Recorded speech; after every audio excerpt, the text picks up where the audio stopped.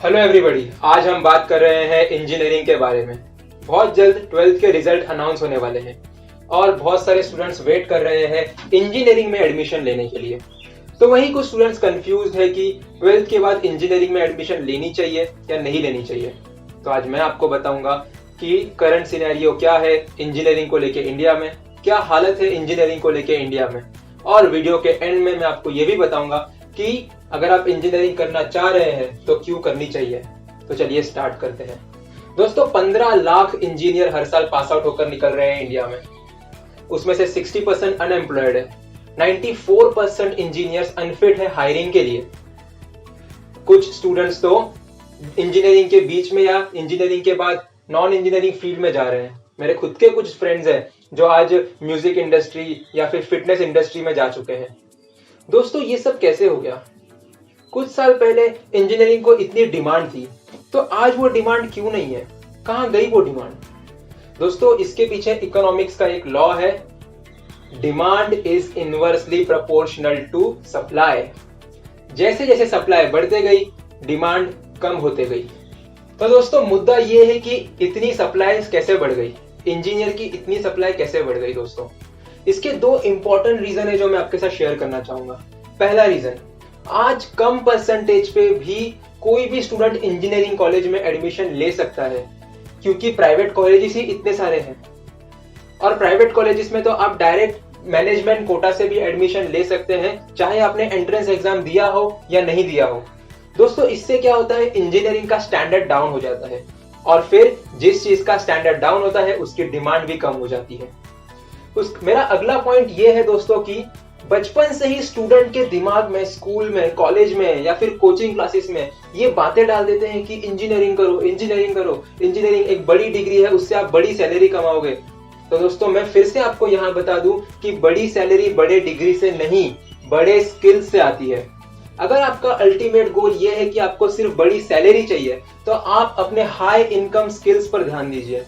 Degree फिर आपने चाहे कोई भी की हो, इंजीनियरिंग की हो, बीएससी किया हो या फिर बीए किया हो, अगर आप अपने स्किल्स पे ध्यान देंगे, आप अपने हाई इनकम स्किल्स पर ध्यान देंगे, तो ऑटोमेटिकली बड़ी सैलरी आपको मिलेगी। हाई इनकम स्किल्स के लिए मैंने डिस्क्रिप्शन में लिंक दिया हुआ है, आप वहां से चेक कर सकते हैं। दोस्तों, हमारा अगला क्वेश्चन ये है कि हमारे इंजीनियर्स अनफिट क्यों है हायरिंग को लेकर? क्योंकि हमारे स्किल्स उतने डेवलप नहीं हो पाते। बहुत सारे कॉलेजेस है जो सिर्फ थियोरी पे ध्यान देते हैं और प्रैक्टिकल नॉलेज ना के बराबर। जब तक हमको प्रैक्टिकल नहीं मिलेगा तो हम लोगों के स्किल्स उतने डेवलप नहीं हो पाएंगे, और फिर हम स्किल्स डेवलप करने के लिए बाहर से सर्टिफिकेशन कोर्सेज करते हैं, जो कोर्सेज इतने एक्सपेंसिव है कि हर एक स्टूडेंट उसको अफोर्ड नहीं कर सकता। ऑलरेडी इंजीनियरिंग कॉलेज की फीस इतनी ज्यादा है, तो क्या ये नहीं हो सकता कि जो कोर्सेज हम बाहर से सीखना चाह रहे हैं, हमें कॉलेज वही प्रैक्टिकल में सिखा दे? वैसे भी तो फीस इतनी पे कर ही रहे हैं ना, जैसे कि कटिया, क्रियो, पाइथन और एनसिस, सॉलिड वर्क्स, ऐसे कुछ प्रैक्टिकल्स हमको सीखने चाहिए जो कॉलेज हमें सिखा सकता है। हालांकि बहुत सारे कॉलेजेस के प्रोस्पेक्टस में ये मेंशन जरूर होता है कि ये सब कोर्सेज के प्रैक्टिकल सिखाए जाएंगे, लेकिन सिखाता कोई नहीं। कभी कभी तो कॉलेज आपसे ही पैसे लेके आपको प्रैक्टिकल सिखाता है, 1 दिन के वर्कशॉप में, 2 दिन के वर्कशॉप में, जिसमें आप पूरी तरह कुछ सीख भी नहीं पाते। मेरे खुद के कॉलेज में एनसिस का वर्कशॉप हुआ था 1 दिन का, जिसके लिए 800 रुपए चार्ज किए गए थे। 1 दिन में तो कोई ठीक से सीख भी नहीं पाया एनसिस, और 800 रुपए भी देने पड़े। कुछ कॉलेजेस के प्रैक्टिकल लैब में वो सॉफ्टवेयर ही इंस्टॉल नहीं होते, और कुछ कॉलेजेस तो इतने रूरल एरियाज में है कि वहां पे इलेक्ट्रिसिटी ही नहीं होती, तो कंप्यूटर पे प्रैक्टिकल सिखाना तो बहुत दूर की बात है। तो दोस्तों, अगर आप इंजीनियरिंग कर रहे हैं या करना चाह रहे हैं, तो आपके कॉलेज में जाके सर्वे जरूर कीजिए। जिस कॉलेज में आप एडमिशन लेंगे वहां सर्वे जरूर कीजिए कि प्रैक्टिकल सिखाया जाता है या नहीं, क्योंकि अगर प्रैक्टिकल से आपके स्किल्स इंप्रूव होंगे और आप फिर हायरिंग के लिए एप्लीकेबल रहेंगे। तो दोस्तों, हमारा जो अगला क्वेश्चन है वो बहुत इंपॉर्टेंट क्वेश्चन है, जिसके लिए हर इंजीनियर इंजीनियरिंग कर रहा है। वो ये है कि प्लेसमेंट, कि प्लेसमेंट मिलेगी या नहीं। तो दोस्तों, बहुत सारे कॉलेजेस के प्रोस्पेक्टस में ये लिखा जरूर होता है कि प्लेसमेंट मिलेगी, लेकिन जिस दिन जॉब का दिन होता है, जिस दिन इंटरव्यू का दिन होता है, प्लेसमेंट का दिन होता है, उस दिन कोई कंपनी नहीं दिखती।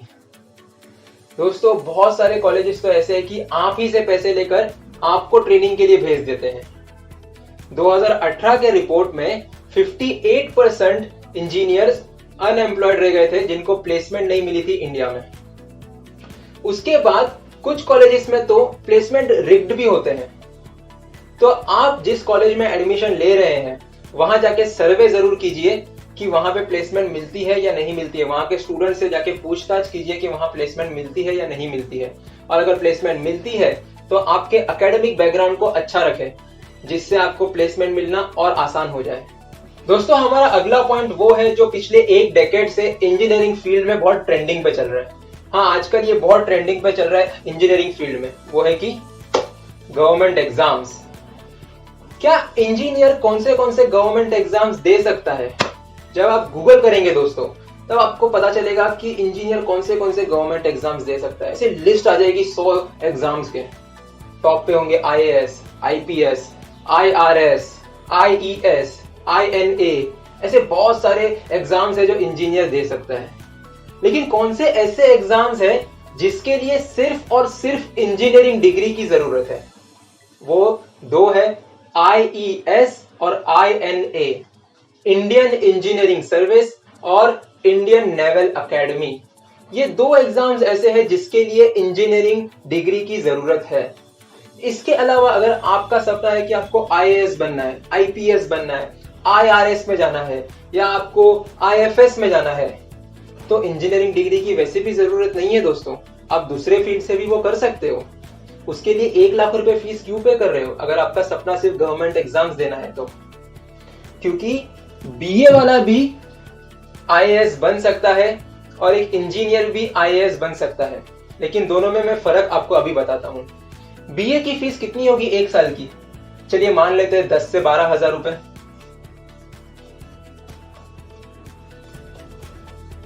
BA होता है 3 साल का, तो टोटल हो गए 36,000। अप्रोक्सीमेटली हम बोल देते हैं 40,000 रुपए तक।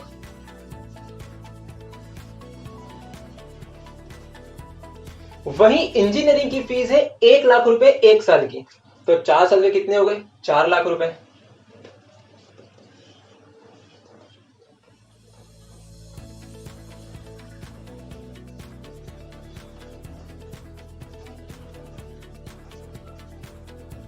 आप फर्क देख रहे हैं दोस्तों, 4 लाख कहां है और 40,000 कहां है? आप खुद ही सोचिए दोस्तों। BA वाला भी IAS बन सकता है, IPS बन सकता है, IRS में जा सकता है, और एक इंजीनियर भी IAS बन सकता है, IRS में जा सकता है, IPS बन सकता है। तो आप 4 लाख रुपए क्यों पे कर रहे हो यार? सोचो इसके बारे में। अब बात करते हैं IES की, इंडियन इंजीनियरिंग सर्विस क्या है? ये एक हाईएस्ट पोस्ट है किसी भी इंजीनियर के लिए इंडिया में, सबसे हाईएस्ट पोस्ट। बहुत ही प्रेस्टिजियस जॉब है ये इंडिया में एक इंजीनियर के लिए। हर साल 2 लाख इंजीनियर मिलकर ये एग्जाम्स देते हैं दोस्तों, पर रियल वैकेंसीज कितनी अवेलेबल है? 495। सिर्फ 495 रियल वैकेंसीज अवेलेबल है। 495 इंजीनियर्स को जॉब लगती है हर साल। इसमें 2 लाख इंजीनियर्स मिलकर एग्जाम्स देते हैं। इसका मतलब आपके जॉब लगने की, IES बनने की पॉसिबिलिटीज कितनी है? 0.25%। यहां पे मैंने 2019 की एक रिपोर्ट मेंशन की हुई है जिसमें आप देख सकते हैं कि कितने लोगों को जॉब लगी थी IES में। इसमें टोटल 4 कैटेगरीज होती है, सिविल, मैकेनिकल और इलेक्ट्रिकल, इलेक्ट्रॉनिक्स एंड टेलीकम्युनिकेशन। आप इंजीनियरिंग कोई भी बैकग्राउंड के फील्ड से करें, कोई भी स्ट्रीम से आप करें, चाहे आप मरीन से कर लें, चाहे आप कंप्यूटर से कर लें, लेकिन जब आपको IES का एग्जाम देना है तो मैकेनिकल, सिविल, इलेक्ट्रिकल और इलेक्ट्रॉनिक्स एंड टेलीकम्युनिकेशन, इनमें से कोई एक कैटेगरी चूज करके उस कैटेगरी का सिलेबस पढ़ के आपको एग्जाम देना होगा। तो दोस्तों, अगर आप IES बनना चाहते हो या आपको नेवी में जाना है, तो आपको INA में जाना है, तो आपने इंजीनियरिंग करनी चाहिए। और ये रास्ता बहुत लंबा है दोस्तों, बहुत आगे डिफिकल्टीज भी है। तो अगर आप IES का सपना लेकर चल रहे हो तो इंजीनियरिंग को हल्के में ना ले दोस्तों, रात दिन मेहनत करें, क्योंकि आपके जॉब लगने की चांसेस सिर्फ 0.25% है। तो दोस्तों, इतनी सारी बातें बताने के बाद भी आपको अगर इंजीनियरिंग करनी है तो क्यों करनी है, ये मुझे कमेंट बॉक्स में जरूर बताएं। वैसे मैं भी आपको एक रीजन बताऊंगा कि आपने इंजीनियरिंग क्यों करनी चाहिए। उसके पीछे पॉइंट है दोस्तों, इनोवेशंस। दोस्तों एक बुक है स्टार्ट विथ वाई।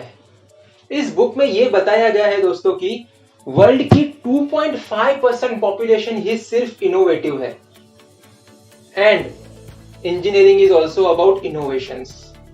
तो अगर आपका माइंड इनोवेटिव है कोडिंग को लेकर, मैकेनिक्स को लेकर, इलेक्ट्रॉनिक्स को लेकर, या फिर और कोई दूसरी बातों में, तो आपने इंजीनियरिंग जरूर चूज करनी चाहिए। मैं आपको खुद से कहूंगा कि आप इंजीनियरिंग चूज करें। वहीं पे आप अब अपने माइंड को इनोवेटिव कैसे बनाएंगे, उसके पीछे मैं आपको एक स्टोरी बताता हूं दोस्तों। मेरा एक फ्रेंड है जिसको बचपन से ही गाड़ियों में इंटरेस्ट था। जब हमको 9th में, 10th में या फिर 11th 12th में हमको जब वेकेशंस मिलते थे, समर वेकेशंस मिलते थे, तब वो गैरेज में जॉब करता था। गैरेज में जॉब कर करके हर गाड़ियों के गैरेज में उसने जॉब की है, और उसके बाद में उसने इतने अच्छे स्किल्स डेवलप कर लिए। उसके बाद उसने ऑटोमोबाइल इंजीनियरिंग करी, और अब उसका माइंड इतना इनोवेटिव हो गया है कि वो आजकल हर एक स्टार्टअप के साथ नए नए इनोवेटिव प्रोजेक्ट्स करता रहता है दोस्तों। तो दोस्तों आपके माइंड को इनोवेटिव बनाना आपके हाथ में है कि आप क्या चूज करते हैं आपके लाइफ में। आप क्या ऐसी प्रैक्टिकल्स करते हो, आप क्या ऐसे काम करते हो जिससे आपका माइंड और इनोवेटिव बनता है। आप ऐसा क्या रीड करते हो जिससे आपका माइंड और इनोवेटिव बनता है। क्योंकि दोस्तों हमारे देश में हर फील्ड को इंजीनियर की जरूरत है, लेकिन एक स्किल्ड इंजीनियर की। क्योंकि हमारे देश में ऑलरेडी बहुत इंजीनियर्स है, लेकिन एक स्किल्ड इंजीनियर की हमको जरूरत है। तो अगर आप इंजीनियरिंग करते हुए स्किल्स डेवलप कर सकते हो तो ही इंजीनियरिंग करो, वरना मेरी राय में ना ही करो। हमारे आने वाले अगले वीडियोस में हम आपको ये बताते रहेंगे कि कौन सी स्किल्स इंपॉर्टेंट है इंजीनियरिंग को लेके, और वो स्किल्स आप कहां से सस्ते में सीख सकते हो। उम्मीद है आपको वीडियो पसंद आया होगा। अगर आपको वीडियो पसंद आया तो वीडियो को लाइक करें, शेयर करें और चैनल को सब्सक्राइब करें। Thank you.